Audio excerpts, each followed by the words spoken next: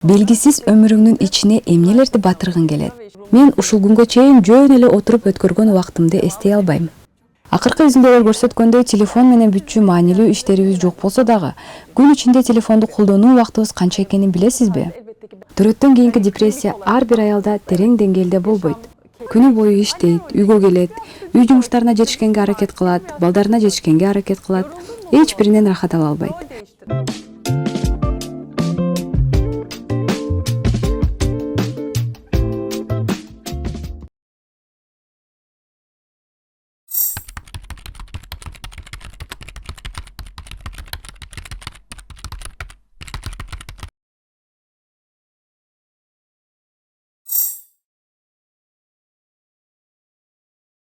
Талантыма байланыштуу окуяларда дайыма балалык кезим эске келет. Менин да балалыгымда дил баян жарыштарына катышып, дуал гезиттерге жазгандарым чыгып жүрчү.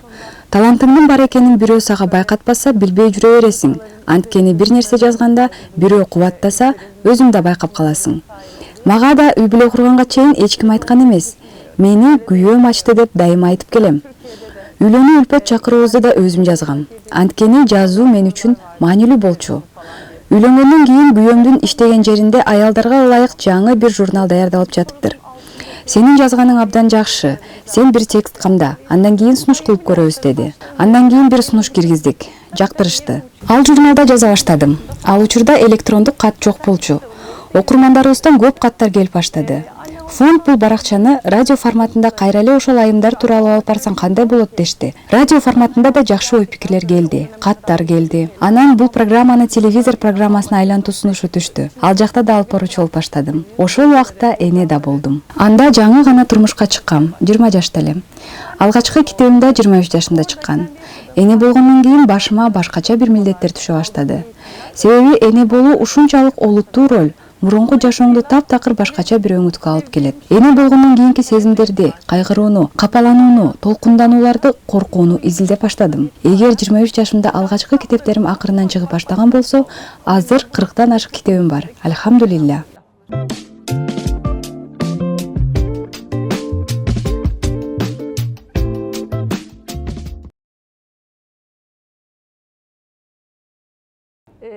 Мен бул кыжаатчылыкты жакшы мааниде кабыл алам.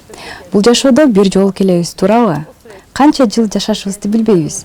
Балким бир күнүм калды, балким 20 жылым. Билбейм. Кум сааты сыяктуу өмүрүбүз агып барат. Ошондуктан мен өзүмө дайыма ушул суроону берем. Белгисиз өмүрүңдүн ичине эмнелерди батыргың келет? Өлгөнүңдө артыңда эмне калат?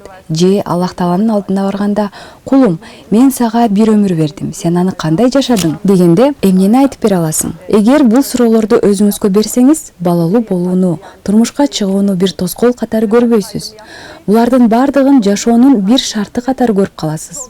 Мисалы, балага көңүл бурууда, үй жумуштарын жасоодо уйкусуз калышың мүмкүн. Бир күн дагы бош убакыт болбошу ыктымал. Бирок жогорудагы суроону эстегенде убактыбыз текке кетпегенин билебиз. Мен ушул күнгө чейин жөн эле отуруп өткөргөн убактымды эстей албайм. Үй бүлө курганыма 18,5 жыл болду. Эрте эне болгондордун катарындамын.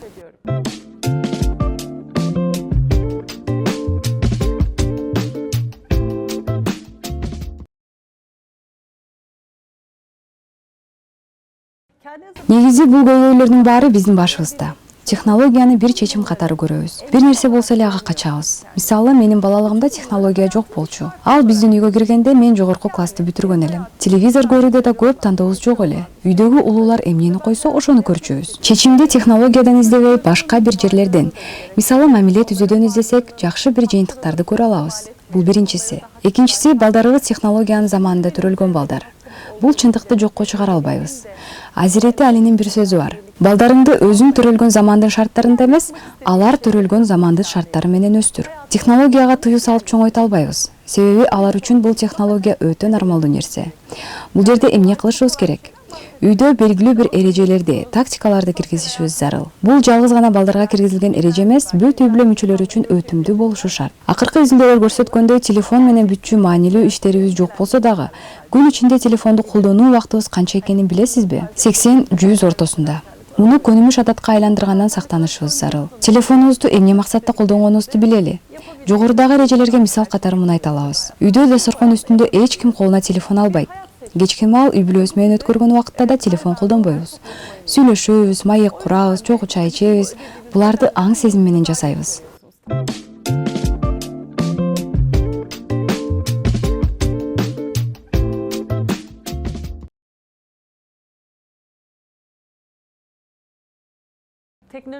Технология олуттуу көйгөй катары көрүнүп, тизменин сап башында турат. Бирок эмне себептен технология олуттуу көйгөй катары эсептелип калган жерин жакшы карашыбыз керек. Мен бул нерсени мамиленин жоктугу менен ачыктап бермекмин. Негизи технология мамилени жок кылгандыгы үчүн жаман. Мен Түркияны мисал кылып берейин. А сиз Кыргызстанда кандай экенин балким мага айтып бересиз. Бир муун артка кайрылып Түркияга карай турган болсок, технология мынчалык деңгээлде жайылган эмес эле. Бирок ал учурда мамилелер жакшы беле? Эгерде социалдык изилдөөлөргө таянып айта турган болсок, андай эмес.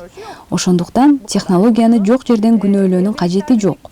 Мурунку эркектер кафеде достору менен убакыт өткөрүп, ал эми аялдар үйдө үй жумуштарын жасачу. Эркектер кечинде даяр дасторконго келип, чогуу отурушат. Бирок ал жерде пикир алышуу болобу, болбойбу белгисиз. Көпчүлүк үйдө эркектер телевизорду жандырат да, футбол бар болсо, аны көрүшөт. Түн бир окумда апалар сериалын көрүшөт, же балдары менен бир аз убакыт өткөрүшөт. Үй бүлө мүчөлөрүнүн баары бир жерде, бирок чындыгында чогуубу? Мамиле ал жерде болгон эмес. Ошол учурдагы ата-энелер азыр карыды. Кагаз үстүндө чогуу жашашат. Бирок экөө эки башка дүйнөдө жашайт. Мурун технология мынчалык жайыла эле. Бардык көйгөйдү технологияда деп жатабыз. Маселе технологияда эмес. Мамиле курууга каалоо керек. Мамилеге убакыт ажыратып эмгек кылыш керек. Илгеркилер мамиленин начарлыгына кафени, телевизорду шылтоо кылып, аларды күнөөлөшчү. Биз технологияны күнөөлөп жатабыз. Биздин балдарыбыз эмнени күнөөлөйт? Бирок маселе буларда эмес. Балдарга тарбия берүүдө жаралган көйгөйдүн тамыры мамилени жакшы кура албагандан келип чыгат. Бир адам менен ишенимдүү мамилеңиз жок болсо, анын тарбиясына салым кошо албайсыз. Жөнөкөй сөз менен айтсак, адам кимдин көңүлүн ооруткусу келбейт. Мисалы эң жакын досунун дейли. Алар эң жакын дос болуусу үчүн биринчиден ишенимдүү мамиле болушу керек. Ошондуктан апаларга дайыма балдарыңарды жарык дүйнөгө алып келүү менен иш бүтпөйт. Бул башталышы гана демекчимин. Аталарга айтам, балдарыңардын курсагын тойгузуу, үйгө акча таап келүү менен эле балдардын атасы боло албайсыз. Жаңы үйлөнгөн кыз жигитке дайыма айтып келем. Бир кагазга кол коюу силерди үй бүлө кылбайт. Макул, мыйзам алдында жубайлар болосуңар. Бирок үй бүлө куруш үчүн ишенимдүү мамилени өнүктүрүү керек.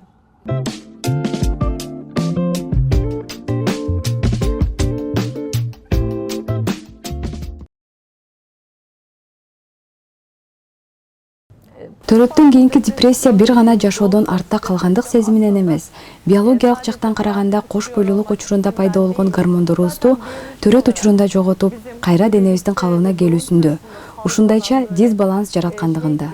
Психологиялык жактан караганда чарчоо сезими, алсыздык сезими, ал эми клиникалык жактан караганда жашоого болгон кызыгуунун азаюусу жана бул жерде депрессиялык абал бар деп ачыкталат. Бирок көпчүлүк себеп биологиялык жакта.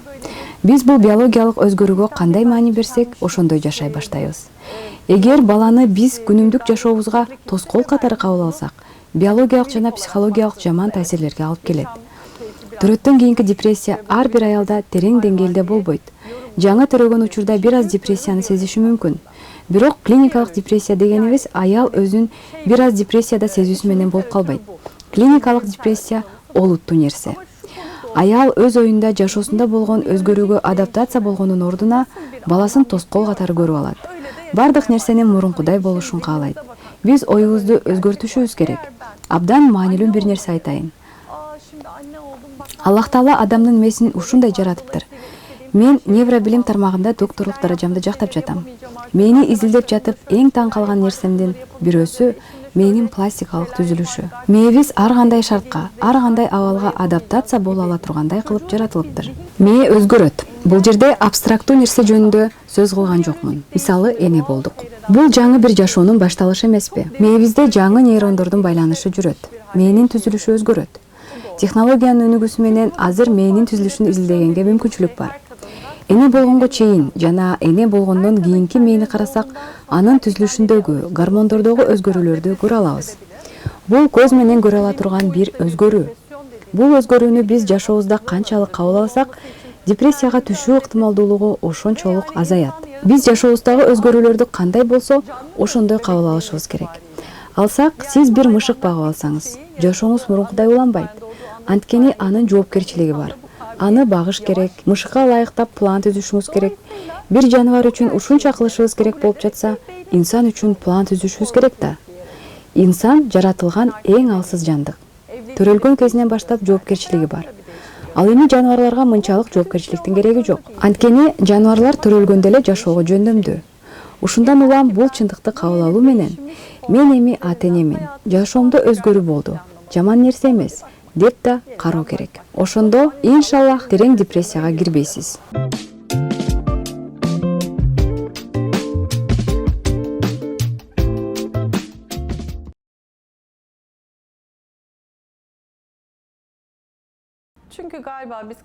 Менимче биз аялдар эне болгондон кийин жубай экенибизди аябай тез унутуп калабыз. Түркиядагы кесиптик байкоолорум боюнча айтайын. Кыргызстанда да ушундайбы билбейм. Мисалы, биз аябай көп энелерди көрүп жүрөбүз. Эмизүү учурунда эне балага канчалык жакын болсо, биологиялык жактан ошончолук өзүн тынч сезет. Мен эне болуу менен бирге жубаймын дагы. Жалгыз гана эне болуу менен чектелбейбиз.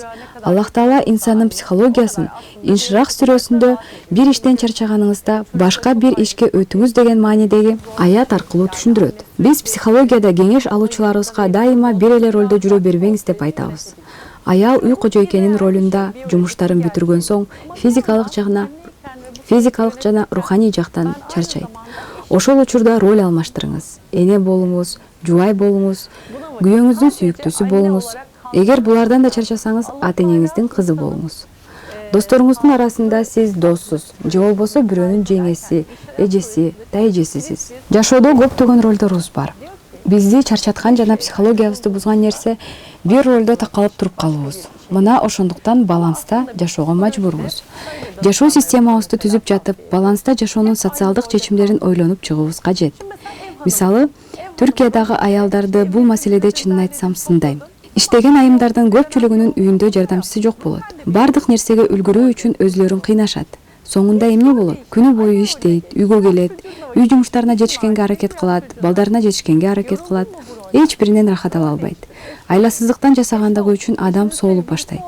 Айымдарга эгер иштеп жатсаңыз, маянаңыздын бир бөлүгүн түгөйүңүз менен макулдашып, бир жардамчыга бөлүңүз дейм. Сен кандай иштеп, чарчап жатсаң, мен да ошондой чарчайм.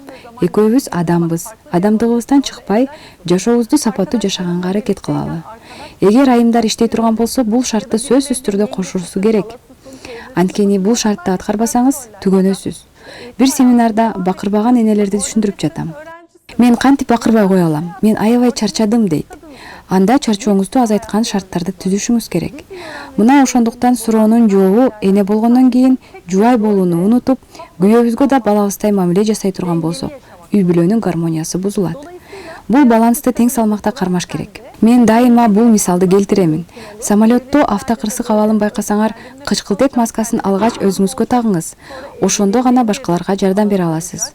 Үй бүлөдө да мына ушундай. Алгач өзүм дем алайын, андан кийин үйүмдөгү бирөө дем алсын.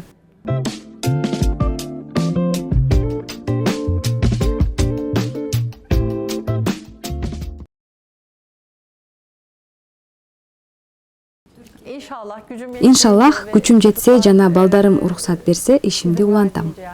Эми энелик милдетим дагы бар да. Анткени 3-чү балам 5 жашта. Али кичине. Балдарым 17, 11 жана 5 жашта. Ошондуктан балдарымдан көп убакыт алыска кала албайм. Айрыкча кичүү кызымдан. Бул жака да ал түнү уктап жатканда учуп келдим. Башында айткандай, жоопкерчилик алган адамдардын жана ролубуздун акысын бергидей план түзүшүбүз керек. Бирок жазуучулук мен өлгөнгө чейин жашоомдо болушун каалайм. Мага бардык басма үйлөр сенин китебиңди чыгарбайбыз десе да, мен жазууну уланта берем. Себеби бир гана китеп чыгаруу ниетинде жазбайм. Мага жазган чындыгында жагат. Менин ноутбугумда жарыяланбаган, өзүм үчүн, балдарым үчүн жазган ондогон китептерим бар. Бул дайыма ушундай уланышын каалайм. Түркияда айта элек бир жаңылыгым менен бөлүшөйүн. Биз бир басма үйүн ачтык, бирок жарыялай элекпиз. Иншаллах сентябрь айында ачылышын жасайбыз.